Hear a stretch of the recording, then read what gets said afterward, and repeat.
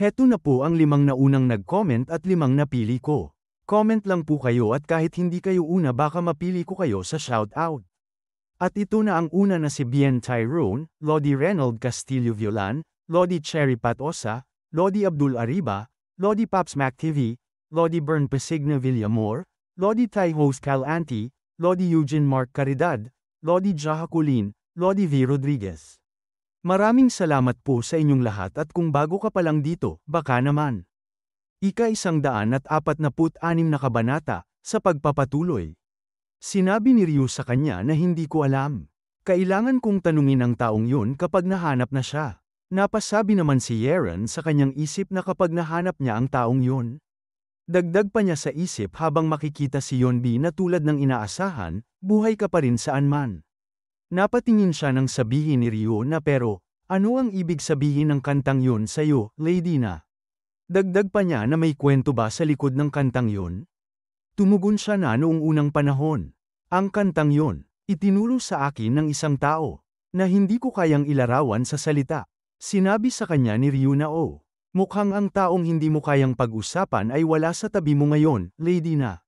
Tumugon siya na oo, kaya iniisip ko ring hanapin siya. Sinabi pa niya sa isip na at ikaw ang may hawak ng pahiwatig para mahanap siya. Pero, na sinabi niya na gusto ko sanang magtanong pa ng isa pang tanong, young master.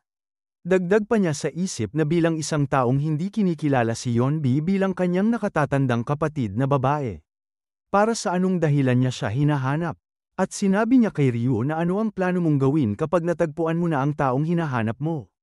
Tahimik na tumingin sa kanya si Ryu. At sinabi habang inilagay ang libro sa unahan na ang tanong mo ay mas mahirap kaysa sa kahit alin sa mga materyales ng pagsusulit, Lady na. Kung ano ang plano kong gawin. Pagdedesisyonan ko yun pagkatapos kong suriin kung anong klaseng buhay ang tinatahak ng taong yun, at kung gaano na siya kalakas. Magkaharap sila na sinabi pa niya na pagkatapos noon. Pag-iisipan ko na lang mamaya. Gusto ko talagang makita muli ang taong yun, pero baka ma-shock siya kung makita niya ako ngayon. Napangiwi ng bibig si Yeren na sinabi niya sa isip na isang gulat para kay Yonbi. Bakit naman kaya? At pagkatapos sinabi ni Ryu na tatapusin ko na ang kwento ko rito. Ngayon, paano naman ikaw, Lady na? Ano ang gusto mong gawin kung muli mong makikita? Ang taong nagturo sa iyo ng kantang yon? Sumagot sa kanya si Yeren na poprotektahan ko siya. Dagdag pa niya na kahit ano pa ang kalagayan niya, poprotektahan ko siya ng buong lakas ko. Napasabi si Ryu na ganun ba? Masayang sinabi pa niya na kamangha-mangha yun. Kung ganun, susuportahan kita, Lady na. Natahimik lang na nakatingin sa kanya si Yeren. Lumipat ang eksena sa silid-aralan na sinabi ng guro na ang 3 araw na pagsusulit na ito sa kalagitnaan ng semestre ang unang nakasulat na pagsusulit para sa karamihan ng mga first year na opisyal. Maaari itong maging mahirap, pero sigurado akong magiging mahalagang karanasan din ito para sa inyo. Dagdag pa nito habang nagsusulat si Ryu na maganda kung makuha mo ang tamang sagot, pero ang tanggapin kung ano ang kailangan mong pagdaanan at masiyahan dito ay may sariling kahalagahan. Sinabi pa ng guro habang mabilis na nagsusulat si Moyong-wi, na makikita sa kanyang gilid si Junho na sana ibigay ninyo ang inyong pinakamahusay. Dagdag pa nito na makikita si Tito Jiang na tulog pero may drawing ang kanyang mata na dilat. At si Hyorong ay masaya na sa isipan na ang pagsusulit na ito ay isang pagkakataon para sa pagtuklas at pagkatuto. Natapos na ang klase na sinabi ng mga ito na wow, tapos na rin sa wakas. Teka, ano ang sagot mo sa numero 3? Hindi ko yata nakita yon sa libro. Sumagot ito na paano ko malalaman? Tuluyang nasira ko yon. 3 araw na ang nakalipas. Muli na namang sinabi ng isa na since tapos na ang exam, kalimutan na lang natin yon. Sinabi naman ni Hyorong na nakalagay ang kamay sa likod ng ulo na Ano ang gagawin natin ngayon? Sinabi naman ni Junho na na-stuck ako sa huling 2 tanong. Kaya kung uuwi na tayo, susuriin ko muna ang mga sagot. Napaturo si Hyorong kay Moyong-wi na sinabi niya na Junho, batiin mo siya. Ito ang kaibigan natin, si Merong-wi, na nasa ulo niya ang lahat ng sagot. Dagdag pa niya na ano ang sagot sa huling 2 tanong? Sinabi ni Wi sa kanila na kahit na ang metal poison ay walang lasa at amoy, dapat itong ilagay o gamitin sa pagkain dahil hindi ito natutunaw. Tungkol naman sa illustration array sa huling tanong, ang 23 at 24 na panahon ng Life Gate ay nasa timog-silangan na direksyon dahil sa heat displacement. Ang paraan ng paggamit ng metal poison ay mula sa ikalimang linya ng Kabanata 6, Seksyon 4 ng Introduction to Poison Art na aklat. Ang sagot sa huling tanong ay ang aplikasyon ng Arts of Array at Clymen Dongia, na mula sa ikatlong linya, Kabanata 2, Seksyon 2 ng The Introduction to Deciphering an Array. Napasabi si Junho na sa tingin ko, nagkamali ako sa huling bahagi. Kahit na ginugol ko pa ang maraming oras dito. Sinabi naman ni Tito Jiang na teka, pati kung anong linya yon, memorized mo rin. Tunay kang huwarang opisyal, hindi tulad ng isang tao na kasama mong nakatira sa iisang silid. Sinabi naman ni Ryo na walang kwenta ang paggawa ng ganyang bagay. Hindi yun pagpapakita ng halimbawa. Hindi mahalaga ang proseso, basta nakakamit mo ang magagandang resulta. Tumawa si Hyorong na sinabi niya na Ryo yun, hindi ba karaniwan na kabaligtaran ang nangyayari? Mas mahalaga ang proseso kaysa sa resulta. Naiisip niya ang kanyang master na sinabing lumingon na iyon ba ang karaniwang sinasabi mo sa kalaban mo para manguha sa kanya kapag hindi niya nakuha ang gusto niyang resulta, di ba? Iyon ang natanggap mo sa hindi mo sapat na pagsisikap, o isang bagay sa ganoong linya. Dagda pa niya na napangiwi ng bibig na naiinis na hindi mo man lang kikilalanin ang kanyang pagsisikap maliban kung malinaw na siyang wasak. Kapag naging sobra ang ganitong baluktot na pamantayan, kahit ipakita niya sa iyo ang resulta, hahanapin mo pa rin ang mali sa kanya, sinasabing kulang siya sa pagsisikap. Napasabi si Hyorong na tama, siguradong mahirap ang pagkabata ni Ryo yon. Sobrang mahigpit ba ang kanyang sekta? Napatak lang huminga ng malalim si Tito Jiang. Na sinabi niya na hindi ko masyadong alam, pero sa tingin ko kahit ako, magiging mahigpit din ako para harapin ang isang taong tulad niya. Kaya kahit pagkatapos ng Three Saints Martial Tournament, ganito pa rin ang kanyang estado dahil sa paraan ng kanyang pag-iisip. Pero, mula sa sinabi niya, mukhang nagawa niya ng maayos ang pagsusulit. Muli na namang napatingin sa kanila si Ryo na sinabi na tungkol naman sa Three Saints Martial Tournament, may nangyari ba? Sinabi ni Tito Jiang na ang problema, wala namang nangyari. Ikaw ang nanalo sa Three Saints Martial Tournament, alam mo ba? Dagdag pa niya na kung hindi ka pumunta sa Three Heavenly Saints at humingi ng Three Horses token. Ano na lang ang may iwan sa iyo, bukod sa pera, ilang high-rank na pills, at isang espada na halos hindi ka aya-ayang tingnan. Na sinabi ni Ryo na hindi ba ibig sabihin, marami na akong nakuha. Napahawak sa baba si Hyorong na sinabi niyang seryoso na sa tingin ko naiintindihan ko na ang ibig sabihin ni Jiang Hang ngayon. Dahil nanalo ka sa Three Saints Martial Tournament, iyon lang sana ay sapat na para matiyak ang iyong reputasyon at kinabukasan. Napahampas sa dibdib si Tito Jiang na sinabi niya na tama. Ganyan talaga ang dapat mangyari.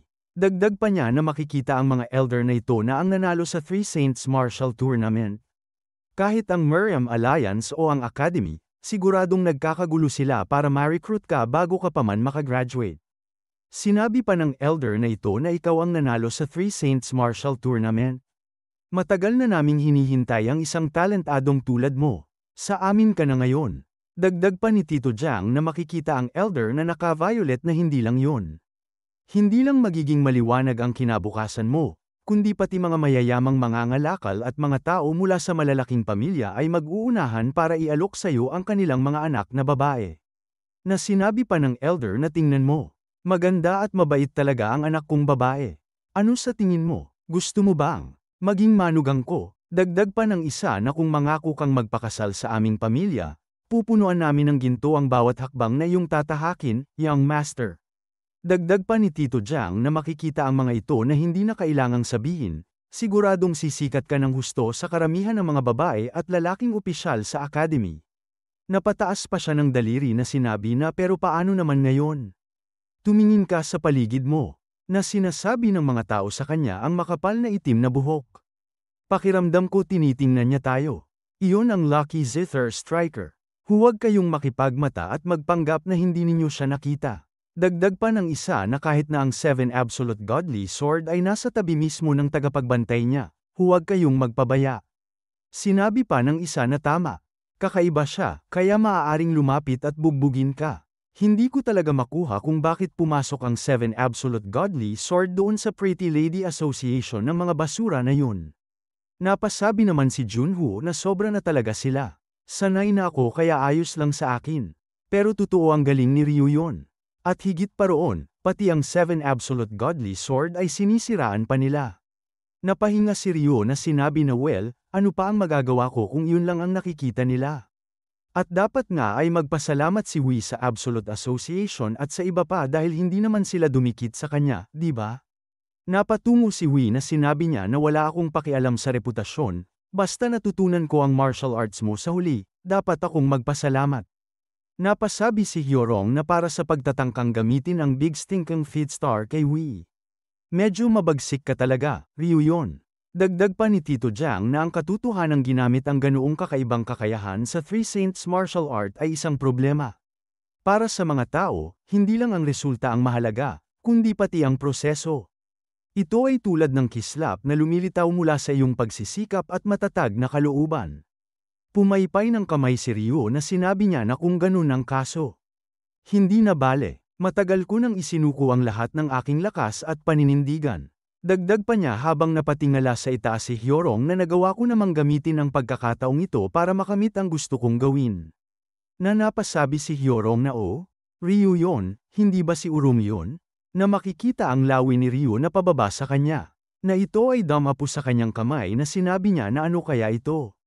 Binasa niya ito at sinabi na dumating ito ng mas maaga kaysa sa inaasahan ko. Napasabi naman si Tito Jiang na bakit? May nangyaring kagipitan ba sa sekta ninyo? Ano ang nakasulat at bigla kang naging seryoso? Sinabi ni Ryu hawak ang ulat na anong kagipitan. Ang sama namang pakinggan yun. Wala naman masyado. Kakaiba lang dahil may nakasulat na hindi ko inaasahan sa ilalim ng balitang hinihintay ko. Ayon sa sulat ni Yongdo sa kanya na sinabi ni Madei na iparating ko sa iyo na ang kuko ay nagsabing kuko-kuko.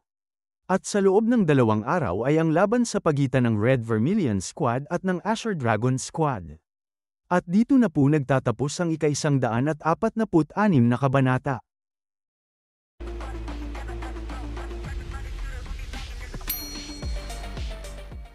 Ika-147 kabanata. Sa pagpapatuloy, makikita na tinamaan si Nohak ng isang napakalakas na atake sa katawan, isang hampas na umalingaw-ngaw sa buong paligid at nagpagalaw pa sa hangin sa paligid nila. Napaatras siya ng ilang hakbang, halos matambas sa lakas ng puwersa na tumama sa kanya. Ang bigat ng tama ay tila yumanig sa kanyang mga buto, dahilan para manginig ang kanyang mga tuhod habang pinipilit niyang makabawi ng balanse. Napasigaw siya sa tindi ng sakit. Tinamaan din si Sansan ng isang napakalakas na puwersa na nagpaangat sa kanya mula sa kinatatayuan at nagtalsik sa kanya ng malayo. Sa bilis at bigat ng tama, halos hindi niya namalayan kung paano siya tumilapon, tanging ang pakiramdam ng matinding kirot sa katawan at ang biglang pag-ikot ng paningin ang kanyang naramdaman. Naglabas ng matinding enerhiya si Yongdo habang nakapatong sa kanyang balikat ang espadang kahoy, ang hangin sa paligid niya ay tila gumalaw kasabay ng bigat ng kanyang presensya. Mariin ang tingin niya sa mga bata, at malamig ngunit mapanghamong tinig ay sinabi niya, na iyan lang ba ang kaya ninyo, mga ulol? Umalingaw-ngaw ang kanyang boses sa paligid, kasabay ng pagbugso ng chi na nagmula sa kanyang katawan, nagdulot ng matinding presyon na halos magpayanig sa lupa. At pagkatapos ay napalingon siya sa likod. Sinabi ni Ryu habang may dalang maliit na kahon na nakabalot na anong nangyayari rito. Hindi ba sinabi mo na magkakaroon ng laban-laban sa Green Grape Squad o kung ano pa man ang tawag sa kanila sa loob ng 2 araw? Napakunot ng noo si Yongdo na sinabi sa kanya na tama yan. Oo. Gaya ng nakikita mo, nagsasanay lang kami ng espesyal para sa laban namin. Sa loob ng 2 araw, napasabi si Ryu na sa kalagayan nila ngayon, sa tingin mo ba posible pa yon? Makikita na nakahandusay ang Team Jujak sa lupa na sinabi pa ni Ryu na para makipaglaban, kailangan muna silang mabuhay. Umupo siya sa harap ng mga ito na sinabi na buwisit, huli na. Dinadapuan na siya ng mga langaw. Sinabi naman ni Yongdo na hindi, dahil lang yun sa makong na yan. Matagal na kasi siyang hindi naliligo. Napalingon si Ryu sa kanya na sinabi na aha. Pero sige nga, tungkol saan ba yang laban ng mga grupo na yan? Tumugon si Yongdo sa kanya na tungkol dyan.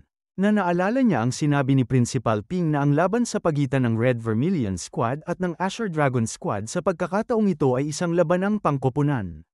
Lahat ng miyembro ng magkabilang panig, anuman ang kasarian, ay sabay-sabay na lalaban upang matukoy kung sino ang magwawagi. Dagdag pa nito na iisa lang ang patakaran. Bawal gumamit ng lason o totoong espada, at dapat umiwas ang magkabilang panig sa pagdudulot ng kamatayan o permanenteng kapansanan sa isa't isa. Dagdag pa niya na sumasang-ayon ba kayong dalawa? Naglabas sila ng enerhiya na sinabi ni Elder Bing Jium na syempre. Hindi naman ganun kababa ang antas ng aming Azure Dragon Squad para umasa pa sa madayang paraan para makuha ang panalo. Napatikom ng kamao si Yomdu na sinabi naman niya na ang aming Red Vermilion Squad tinatanggap ang kahit anong hamon. At sana buong lakas tayong maglaban hanggang dulo. Balik sa kanya na tumuro sa ibaba na sinabi na kaya. Sinasanay ko silang atakihin ako ng sabay-sabay para mag-practice. Subalit, makikita mo na napakahina talaga nila. Sinabi ni Ryu habang nakatingin sa mga ito na halata naman na napakahina pa nila.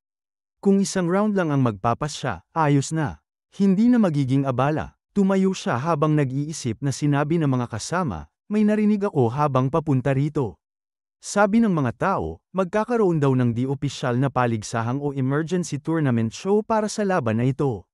Dagdag pa niya na makikita ng mga ito na nagpupustahan sila kung kayo ba o yung mga ulol na yun ang mananalo sa laban na ito. Sinabi pa ng isa sa tuktok ng bato na sige na, sige na. Tumaya na kayo. Dagdag pa ng isa na tama yan. Huwag niyong palampasin ang pagkakataong ito. Kami ang magiging tagapagsagawa ng pastahan. Sinabi naman ng mga tao na ayos. Pastahan na. Panig ako sa Azure Dragon Squad. Dagdag pa ng isa na anong kalokohan yan. Nasa Azure Dragon Squad ang maliwanag na makalangit na dragon na si Yung Chon Yung, alam mo ba? Dagdag pa ng isa habang napapatakle na ang Red Vermilion Squad ang pinag-uusapan ngayon. Sinabi pa ni Ryu habang napadaan sila dito na pero minamasdan ko ang lahat ng paghihirap ninyo ng may buong pagmamahal at pag-aalaga. Kaya ano pa bang magagawa ko kundi tumaya ng malaking halaga para patunayan ang naglalagablab kong pag-ibig at walang hanggang tiwala sa inyo. Na may kakaibang mukha si Tito Jiang. Na tumawa naman si Hyorong na sinabi na gagawin na naman ba natin ito? Wala pa ring reaksyon ang mga Jujak team sa sinabi ni Ryo sa kanila.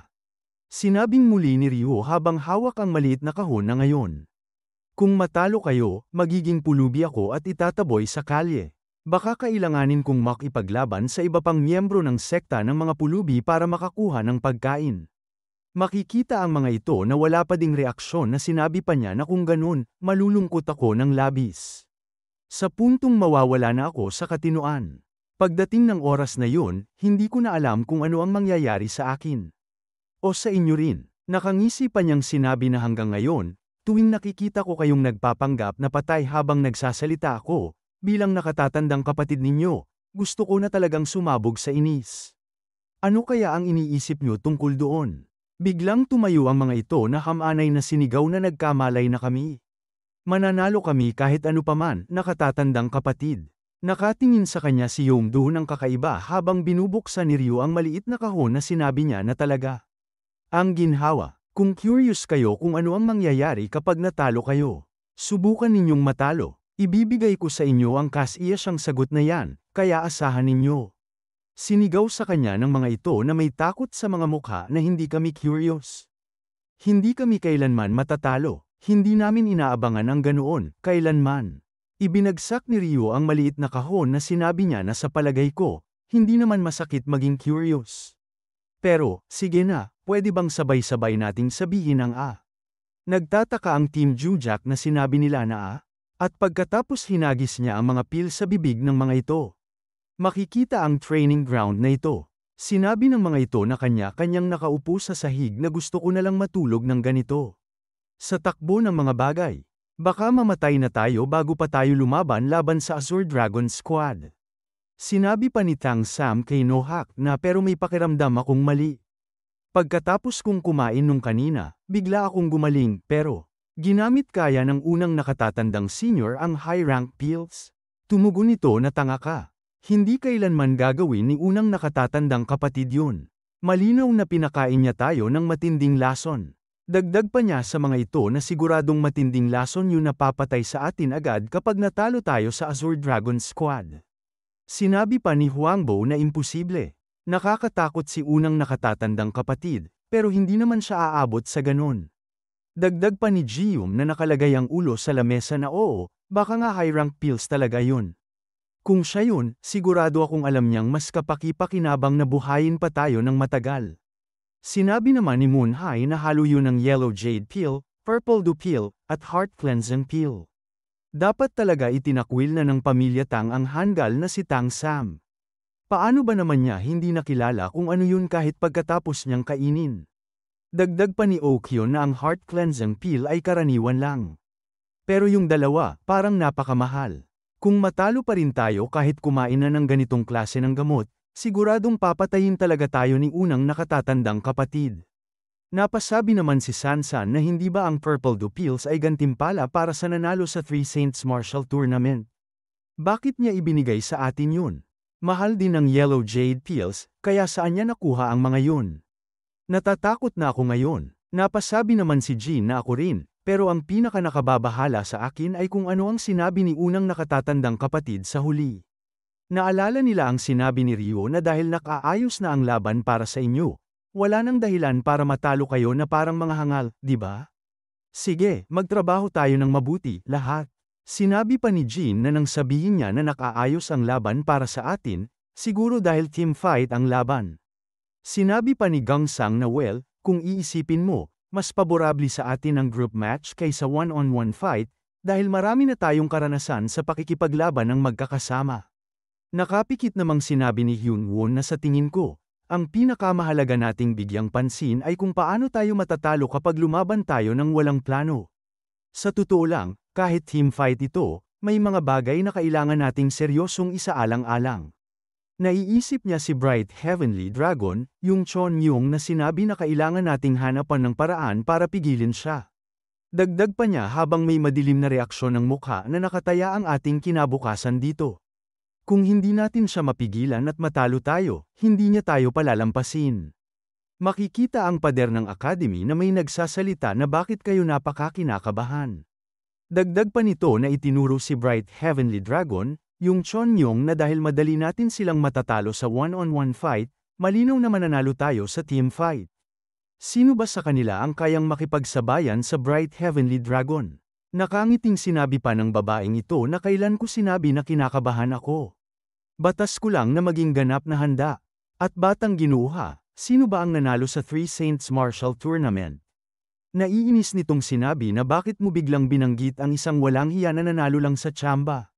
Sinabi pa ng babae na tumingin dito na swerte? Kung galing o swerte man, malalaman mo yan kapag naranasan mo mismo, binata.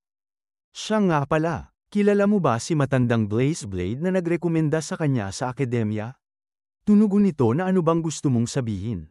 Sinabi nito sa kanya na ang matandang mahigpit na nagsasanay sa Red Vermilion Squad ay siya ring matandang yun, si Elder Blaze Blade.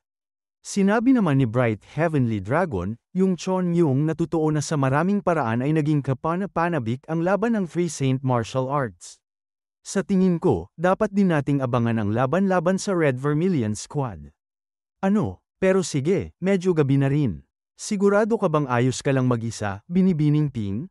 Dagdag pa niya na makikitang nakasimangot ang mukha ng lalaking ito na dahil sinabi mong hahanapin mo ng elixir para sa lahat sa Azure Dragon Squad, tungkulin ko bilang pinuno ng squad na samahan ka. Nakapikit itong tumugon na wag mo akong alalahanin. Medyo hassle lang, kaya salamat, pero hindi na kailangan.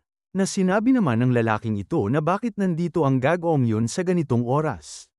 Nanlaki ang mga mata nito habang sinabi ng kasama niya na narinig kong nakuha niya ang free horse token. Pauwi na ba siya ngayon?